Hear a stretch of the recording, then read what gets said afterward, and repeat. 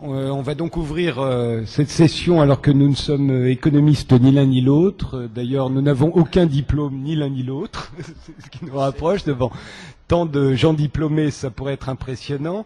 Comme l'a dit Jean-Hervé, ce sont des perspectives que vous cherchez, ce sont donc aux antennes de Luc Besson que je vais m'adresser. Luc Besson n'étant pas un cinéaste comme les autres, il a d'abord été refusé par toutes les écoles de cinéma, il a commencé simple technicien avant de devenir réalisateur, auteur de ses films, scénariste, mais aussi producteur, c'est un artiste entrepreneur. Depuis 10 ans, EuropaCorp est le premier studio non pas hollywoodien, mais le premier studio européen. Il fonctionne comme un studio hollywoodien. Luc a produit en 10 ans 110 films. Les films en langue anglaise sortent dans la totalité des pays. Les films en langue française sortent au moins dans 50 pays, ce qui est déjà énorme. Alors, encore une fois, c'est aux antennes de Luc Besson que je m'adresse. Je vais me servir un peu des miennes aussi, puisque j'ai la chance d'animer une émission que vous connaissez peut-être, qui s'appelle Ce soir ou jamais, dans laquelle il y a véritablement le choc des idées, où on essaye de comprendre cette époque. Alors, je vais lui soumettre un certain nombre de remarques que j'ai pu faire. Moi, depuis 4 ans que j'anime cette émission, on va voir comment il y réagit. On va parler de concurrence, on va parler de partage, on va parler d'autorité, d'interactivité, d'ennui également. Voilà, ce serait éventuellement les tendances lourdes des années qui vous occupent, en tout cas qui vous intéressent, les 3 ou 4 prochaines années. C'est ce qu'on va voir avec Luc. Alors, commençons d'ailleurs par la concurrence, puisque on sait la concurrence est partout, la mondialisation c'est plus de concurrence, on sait aussi que dans les industries culturelles, les industries du divertissement, les industries des loisirs, la concurrence est de plus en plus féroce. Il y a un livre qui a eu beaucoup de succès cette année qui s'intitule Mainstream de Frédéric Martel, où on s'aperçoit que les Chinois, les Indiens, sur tous les continents, tout le monde veut prendre des parts de marché dans ce domaine.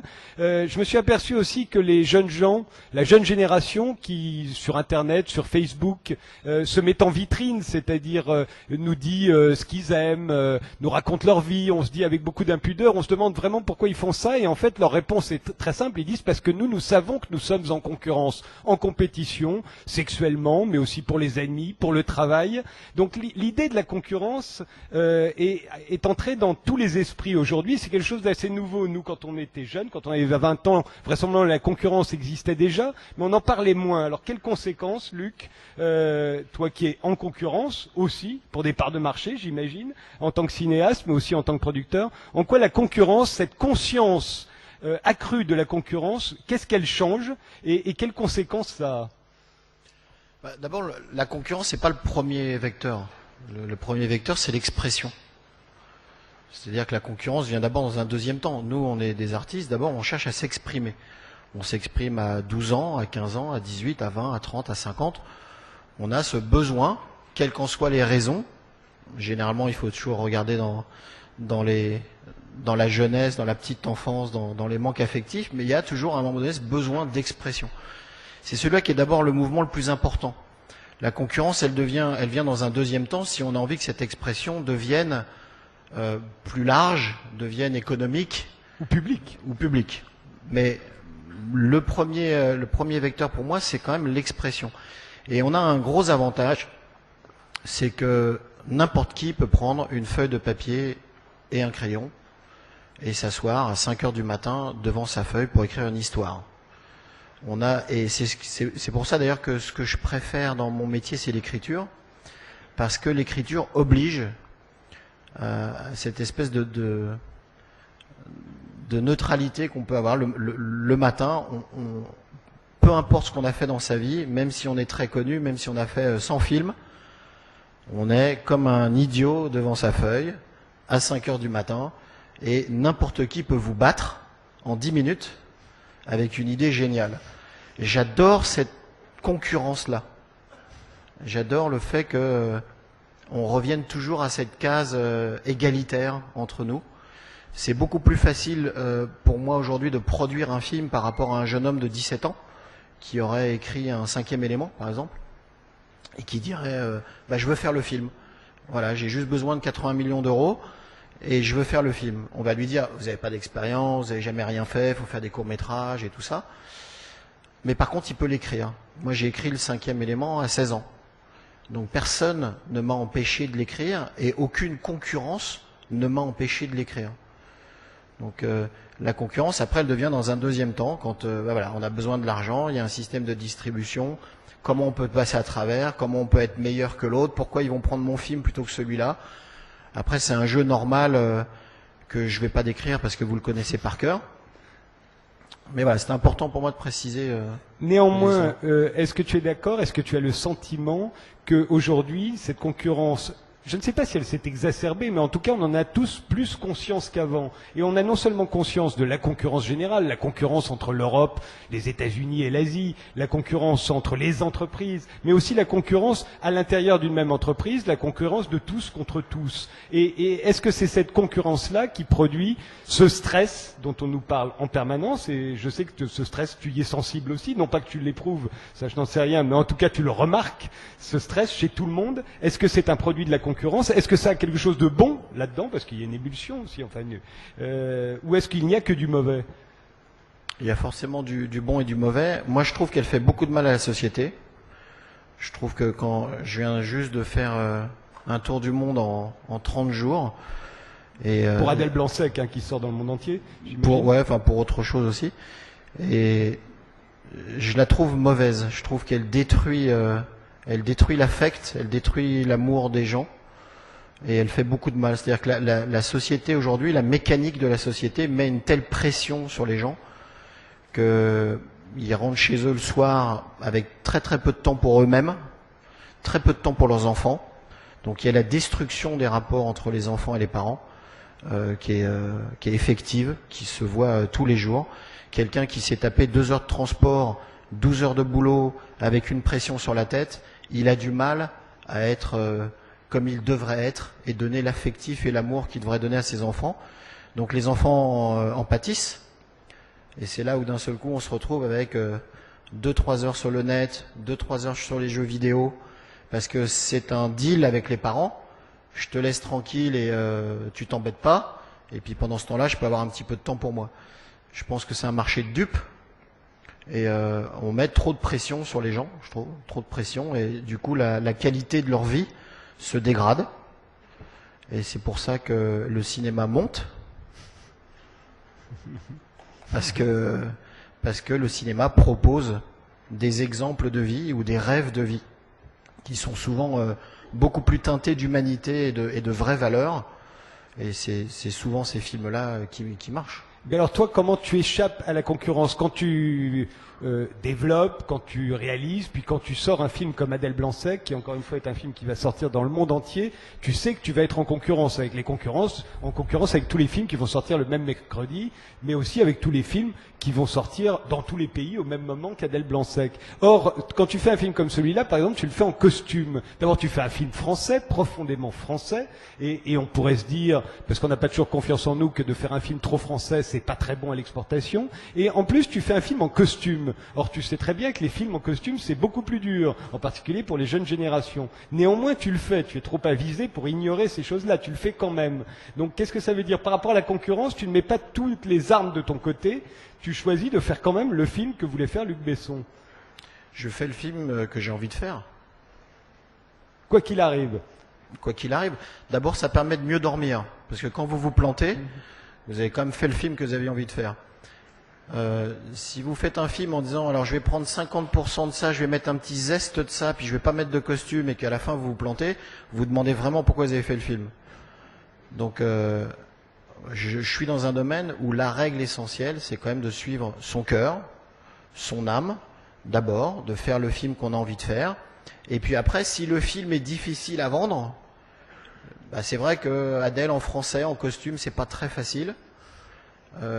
Oui, c'est pas grave, c'est pas très facile, et puis on travaille, et puis on essaye de faire en sorte qu'ils sortent quand même partout dans de bonnes conditions. Ce qui est toujours intéressant dans un film, c'est que on a souvent les médias ont tendance à mettre la lumière sur les 48 premières heures d'exploitation du film. On vous donne pratiquement les chiffres de 14 heures et on vous dit ah ça n'a pas marché. Ça se passe pas comme ça. On est tous témoins ici d'un film qu'on a adoré il y a 15 ans et on va croiser un ami à un dîner en disant mais comment ça, tu n'as pas vu ce film-là? Et on va sortir le DVD, on va lui donner. Donc le film, il a une vie, il a une vraie vie, une longue vie.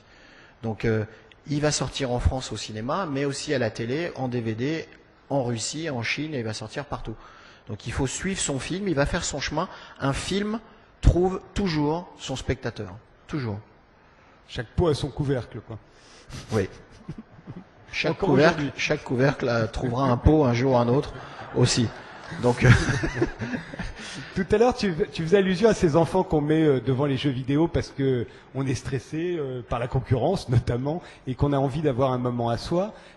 Aujourd'hui, pour la première fois... Excuse-moi, je fais juste une toute petite parenthèse. C'est quand même intéressant de savoir que les 3, 4, 5 films qui ont fait le plus de box-office dans le monde, dans l'histoire du cinéma, sont des films qui ont été refusés par les studios pendant des années.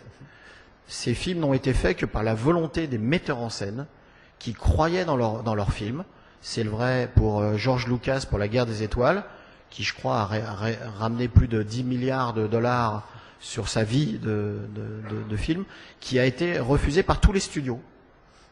Voilà, le seul studio qui a accepté de le faire, c'est celui qui était dans la merde et qui n'avait pas le choix, qui était obligé de prendre des risques et qui a accepté de prendre le film. Même chose pour Titanic, même chose pour Avatar, même chose pour le 5e élément, même chose pour quand même beaucoup d'exemples.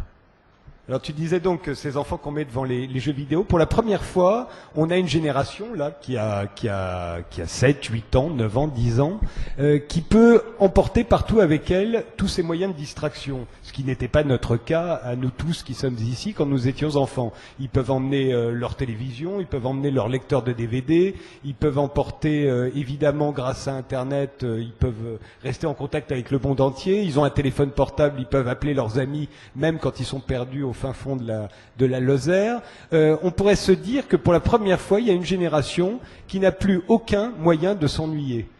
Il est devenu possible d'emporter ses jeux vidéo dans la voiture. On n'a plus ce cauchemar des longues traversées de la France en voiture où les enfants s'ennuient, ni des week-ends à la campagne interminables où il n'y a pas la télé, il n'y a pas de programme pour soi et où on n'a pas de copains.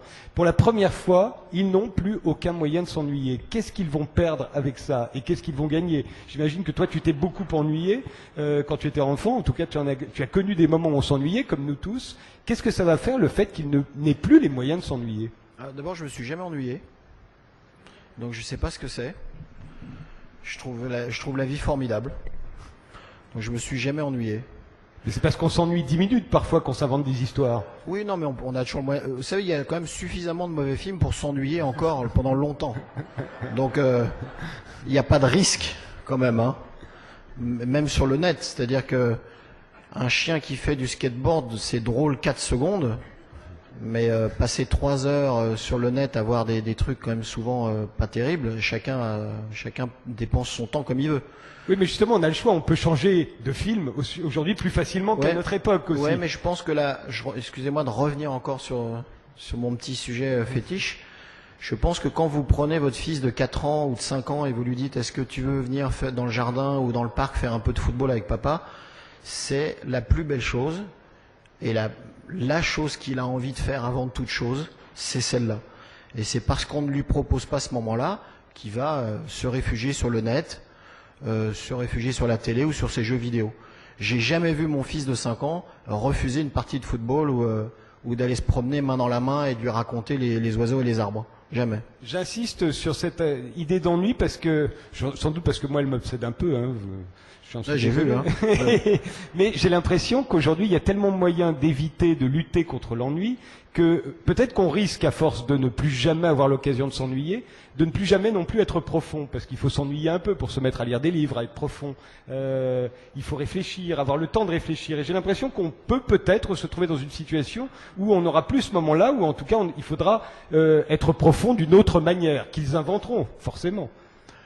Pour moi, c'est un peu bourgeois quand même comme réflexion. Ah bon, je pense que, sincèrement, déjà, ayons un logement, mangeons, et puis le débat de savoir si c'est intéressant de s'ennuyer ou si ça pousse à la réflexion, on peut le garder pour un peu plus tard. D'accord, alors passons à un sujet plus communisant. On va être plus communiste. Il y a une tendance, moi, qui me semble émergente, mais terriblement importante, c'est l'idée du partage. L'idée du partage aujourd'hui traverse énormément de courants intellectuels. Alors ça va du partage des ressources au partage des richesses. On nous en parle sans arrêt, mais on pourrait dire aussi qu'il y a le partage du temps et de l'espace public. L'apéro géant, après tout, ce qui était revendiqué, c'était le partage du temps et de l'espace public. Et puis il y a le partage des fichiers. On voit bien que le partage des fichiers, c'est un des problèmes les plus importants que nous pose Internet aujourd'hui. Et l'argument... Alors je ne parle pas des pirates qui ont industrialisé le phénomène, mais de tous ceux qui téléchargent illégalement, tous ces internautes à qui on pourra couper demain, avec la loi Hadopi, leur accès à Internet parce qu'ils ont partagé illégalement des fichiers, ils disent, mais en fait, ils revendiquent ce droit au partage. Est-ce que tu as remarqué d'abord la même chose que moi? Est-ce que tu as l'impression que le partage, c'est une notion qui est en train de grandir et qui ne cessera de grandir? Et encore une fois, quelles conséquences ça pourrait avoir? Alors, le partage, c'est une notion fabuleuse. C'est une notion qui me plaît beaucoup. Il y a une notion qu'il faut absolument respecter, c'est qu'il faut être d'accord pour partager. Hein? C'est la définition même du partage. C'est-à-dire qu'il faut que les deux personnes qui partagent soient d'accord. Et c'est à partir de là qu'on a un problème. Parce que avant même de parler du piratage, il faut poser cette question assez simple. Quelqu'un qui crée quelque chose, une œuvre, un film, une musique, un brevet pharmaceutique, un brevet industriel, quelqu'un qui crée quelque chose, est-ce qu'il est propriétaire de ce qu'il a créé? Voilà, c'est la première question à se poser. Est-ce qu'il est propriétaire? Est-ce qu'il a la jouissance des droits de ce qu'il a créé? Aujourd'hui, dans la loi, oui. Quand on crée quelque chose, on a des droits d'auteur, on dépose des brevets, et on a la jouissance de ce qu'on a créé. À partir de ce moment-là, la loi doit être respectée. J'ai passé du temps, j'ai donné du temps à un scénario que j'ai créé moi-même, ça vient de ma tête. J'ai pas fait autre chose pendant ce temps-là, je me suis levé à 4 heures du matin, j'ai dépensé de l'argent pour faire un film. Je pense que j'ai le droit d'utiliser ce film comme j'ai envie de le faire. Ça m'est arrivé, on a fait un film qui était magnifique, qui s'appelait Home, que certains ont peut-être vu, de Yann Arthus Bertrand. On a trouvé un système différent pour financer ce film, et nous avons décidé, nous, d'offrir gratuitement, on a fait un accord avec YouTube, j'ai été à San Francisco voir YouTube et Google, on a fait un accord, le film était en HD, disponible dans le monde entier, gratuitement. Et ça a été une opération formidable. J'ai été très heureux de pouvoir travailler 2 ans et d'offrir ce film à 153 millions de personnes qui l'ont vu à travers le monde. Voilà. Mais c'est mon choix. Oui, c'est mon choix. C'est ça le. Aujourd'hui, le jeune internaute de 20 ans dirait ce que d'ailleurs disaient les gens de 20 ans de notre génération quand ils achetaient un disque et qu'ils laissaient leurs copains le copier sur une mauvaise cassette audio. Ils le partageaient avec son copain. De la même façon, aujourd'hui, les jeunes internautes de 20 ans... Non, je t'arrête tout de suite. Ouais. Quand on était jeune, tu achetais un disque, par exemple, donc déjà il y a un acheteur, et tu faisais, allez, si vraiment tu étais vicieux, tu arrivais à en faire 50. Mais sinon, tu en faisais 2 ou 3. Le problème aujourd'hui, c'est qu'en 3 clics, d'abord, le premier ne l'a même pas acheté, puisque le premier l'a pris généralement dans une salle de cinéma en se cachant, parce qu'il sait très bien que c'est illégal. Donc il l'a pris en se cachant. Et lui, en 3 clics, il l'a juste donné à 15 millions de personnes. Donc la différence entre les 50 qui vont faire leur petite DVD à la maison et les d'un seul coup 50 millions de personnes qui vont le voir, c'est une différence qui est déjà énorme en termes de taille. La différence est technologique. Effectivement, la technologie, en plus, la copie est parfaite. Alors, je peux citer un exemple pour bien comprendre la situation. Aujourd'hui, on achète une voiture. Vous achetez une voiture, vous l'avez achetée, payée, tout va bien. Le symbole de cette acquisition, c'est la clé. Il n'y a que vous qui l'avez, cette clé. Vous appuyez, la voiture s'ouvre, vous rentrez dedans, vous partez, vous faites ce que vous voulez. Maintenant, imaginons un industriel qui va fabriquer une clé. Cette clé permet simplement d'ouvrir toutes les voitures. Et il va vous dire, c'est pas la peine d'acheter la voiture, achetez juste la clé. Parce qu'effectivement, quand vous allez faire tut, la voiture va s'ouvrir, il n'y a pas d'effraction. Et puis, la voiture, personne l'utilise. Le monsieur est chez lui, la voiture est dans la rue. Donc je ne fais pas d'effraction, j'ouvre la voiture, j'utilise la voiture pendant 3-4 heures, et si je suis gentil, je la ramène au même endroit. Tout le problème de l'Internet, c'est celui-là. C'est-à-dire que les fabricants, les providers, les gens d'Internet, les gens qui ont fabriqué tous ces ordinateurs, qui font un lobby énorme, et le cinéma ne peut pas lutter contre un lobby aussi énorme, ont fabriqué cette clé qui permet en toute impunité à quelqu'un d'ouvrir une voiture et de l'utiliser. Pourtant, c'est votre voiture, elle vous appartient, et c'est pas nous qui en avons les bénéfices. C'est-à-dire que il faut bien comprendre que aujourd'hui, l'internaute qui dit moi j'ai payé mon ordinateur 1 500 €, j'ai payé mon abonnement tous les mois, on ne me prévient pas sur la toile que ce film est interdit. On ne me prévient pas. Il n'y a aucun moment où on me dit vous n'avez pas le droit de copier ce film. Jamais. Lui ne comprend pas pourquoi il devrait payer.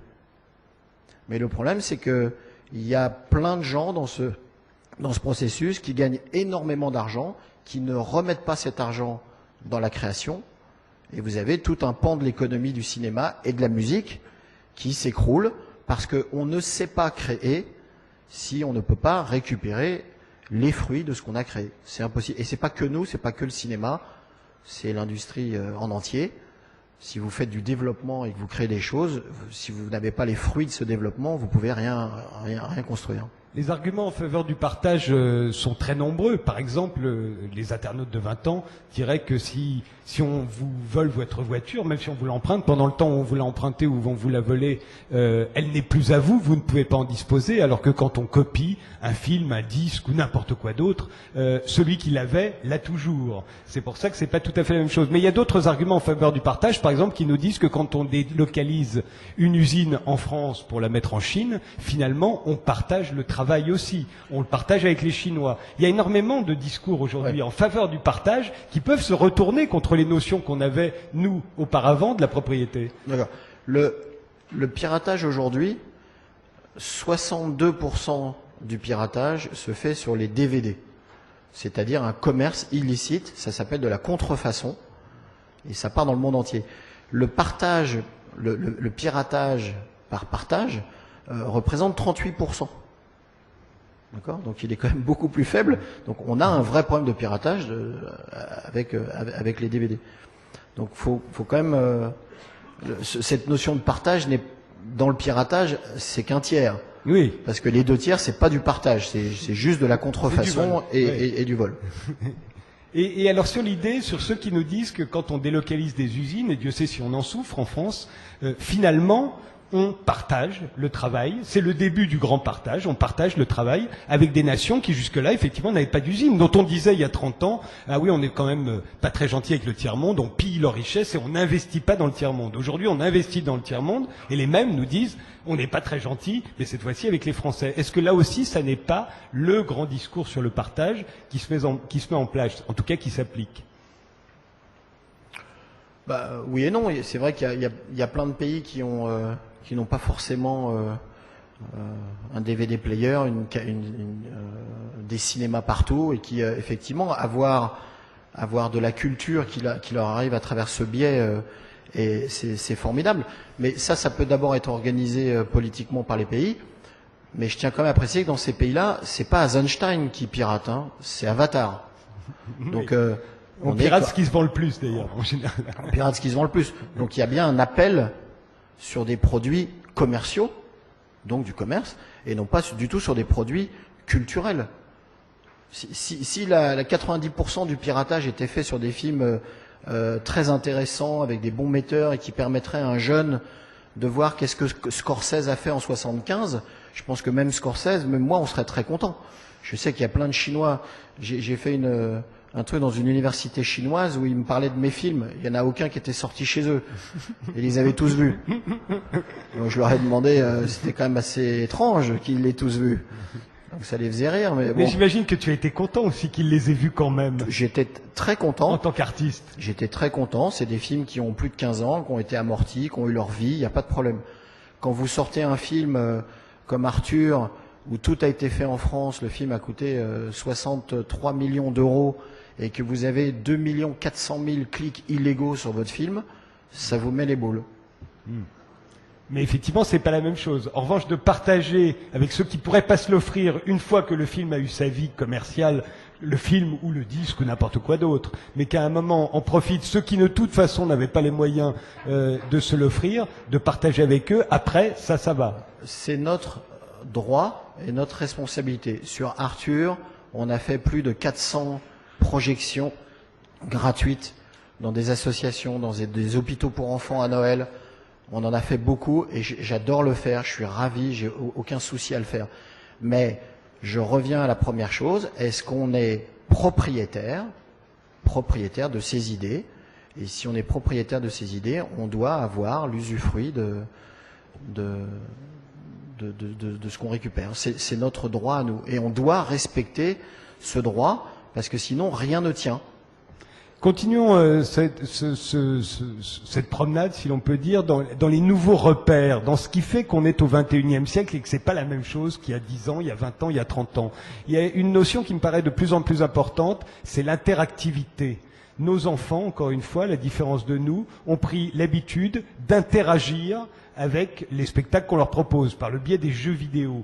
Non seulement ils interagissent avec les jeux, mais ils entrent. Il y a de l'immersion dans un jeu, dans un monde. Est-ce que tu n'as pas l'impression que le cinéma, un jour, ce spectacle devant lequel on est relativement passif, même si l'on réfléchit, même si on imagine des tas de choses, qu'il pourrait en souffrir? De même, la Coupe du Monde de football, telle qu'on la voit se dérouler sous nos yeux, est-ce qu'elle sera encore le grand spectacle qu'elle est aujourd'hui dans 20 ans ou dans 30 ans, alors que les enfants, eux, ont l'habitude maintenant, avec des manettes, eux aussi, de devenir Zidane et de marquer des buts. Alors avec les mains et pas avec les pieds, mais néanmoins, est-ce que ce sera pas la Coupe du Monde? Il y en a certains avec les mains quand même. Hein. Oui, aussi. Est-ce que ce sera pas la Coupe du Monde des jeux vidéo dans 30 ans qui sera l'événement planétaire et plus la Coupe du Monde de football? Est-ce que le cinéma pourra survivre aux besoins, à l'obsession de l'interactivité? Non, je pense qu'on oppose deux choses qui ne peuvent pas être opposées. Le jeu vidéo, il n'y a aucune interactivité réelle. On vend de l'interactivité. Il y a 800 personnes qui ont préparé tous les mouvements possibles sur ce vidéo. Il n'y a absolument aucune façon d'échapper à ce jeu. Et même quand on a l'impression d'avoir échappé au jeu, ça a été calculé par quelqu'un derrière. Donc l'interactivité est totalement fausse pour un jeu vidéo. Vraiment. Maintenant, un film, c'est l'expression d'une personne qui propose une pensée. Et c'est tout à fait normal d'être, entre guillemets, passif sur cette expression. On ne demande pas à la personne de changer l'expression. Que la personne derrière ait envie de faire un autre film pour répondre à cette expression, c'est parfait. Mais est-ce qu'on va changer une toile de Picasso parce que en ce moment la tendance est un peu plutôt rouge, donc on va remettre du rouge? Non. Voilà, les gens vont au musée, vont voir Picasso, et puis ils font les commentaires qu'ils ont envie de faire sur l'œuvre de Picasso. Donc il y a ce côté passif que quand on voit d'abord, je trouve qu'on n'est pas très passif parce que ça nous fait souvent quand même réfléchir. Donc cette passivité a priori est en fait beaucoup plus active que le jeu vidéo qui lui paraît réactif et qui en fait ne l'est pas du tout. Dernière question, Luc. Pour la première fois, grâce à Internet, on se retrouve avec un monde, un moyen de communication où il n'y a pas de centre et où il n'y a pas d'autorité. Jusqu'à présent, il y avait un bibliothécaire qui décidait si tel livre pouvait rentrer à la bibliothèque, il y avait un rédacteur en chef qui décidait si telle information aurait accès à son journal, il y avait des distributeurs qui décidaient si tel film pouvait se retrouver en salle. Aujourd'hui, pour la première fois, tout le monde se retrouve à égalité, tout le monde peut être émetteur. Il n'y a plus d'autorité pour décider si ça vaut la peine d'être publié. Tout peut se publier. Par la même occasion, il n'y a plus de centre. Nous sommes tous le centre du monde. Est-ce que cette révolution mentale qui est en train de s'opérer, est-ce que tu en vois déjà les conséquences? Moi, c'est drôle parce que la perte d'autorité gêne surtout ceux qui ont l'autorité. Parce qu'ils la perdent. Mais en réalité, elle s'est déplacée, tout simplement.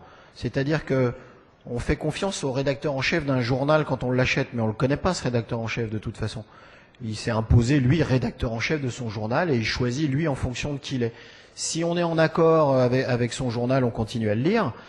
Aujourd'hui, ce qui se passe, c'est qu'il y a un déplacement de l'autorité. Donc on ne va pas demander à quelqu'un de reconnu et qui possède l'autorité, mais on va demander à son père, à sa mère, à un camarade de classe, à quelqu'un, à un ami sur Facebook avec qui on s'entend bien, on va dire tiens, j'ai lu tel truc, tiens, tu devrais lire ça. Donc il y a un déplacement de l'autorité, mais on cherche de toute façon, on n'a que quelques heures dans la journée, on a des centaines de millions d'heures de disponibles sur le net, il va falloir trouver un moyen de toute façon pour pouvoir segmenter et trouver la bonne information. Donc on va prendre d'autres autorités, mais qui ne sont pas les autorités officielles de l'ancienne génération, et c'est ça qui gêne. C'est ça qui gêne, et je le vois bien, il y a beaucoup de gens qui disent oui, mais alors qui est-ce qui va le bibliothécaire, qui est-ce qui va, bah oui, ouais, c'est con pour lui, mais ça n'empêche que la personne ne lira toujours qu'un livre ou deux. Aucun bibliothécaire n'a mis en avant Harry Potter. Pourtant, il y a un enfant, 10 enfants, 100 enfants qui sont tombés sur le livre. Ça leur a donné le goût à la lecture, ce qui est génial, alors qu'ils ont 300 chaînes de télé, 12 consoles de jeux, ils ont tout ce qu'ils veulent, et il y a un copain en classe qui leur a dit « Tu sais que c'est vachement bien ce bouquin-là ?» Bon, bah je vais essayer. Et il a lu 3 pages, puis 10 pages, puis 20 pages, et puis 1000 quand même, hein, le dernier volume. 12 ans. Il a lu les 1000. Bon, donc moi je suis pas très inquiet pour eux, hein. Merci Luc Besson. On va vous laisser pour la suite. Bon. Je crois qu'il y a une table ronde dès maintenant. Bah, je vous remercie. Juste vous dire que c'est quand même c'est très impressionnant de parler devant vous, hein, parce que j'ai vu à peu près tous les gens présents et tout ce que vous avez fait, donc j'étais assez impressionné. Et voilà, j'espère juste que j'ai amené un tout petit peu un peu d'amour et d'amitié dans ce débat très dur et très économique. Voilà, merci. Merci.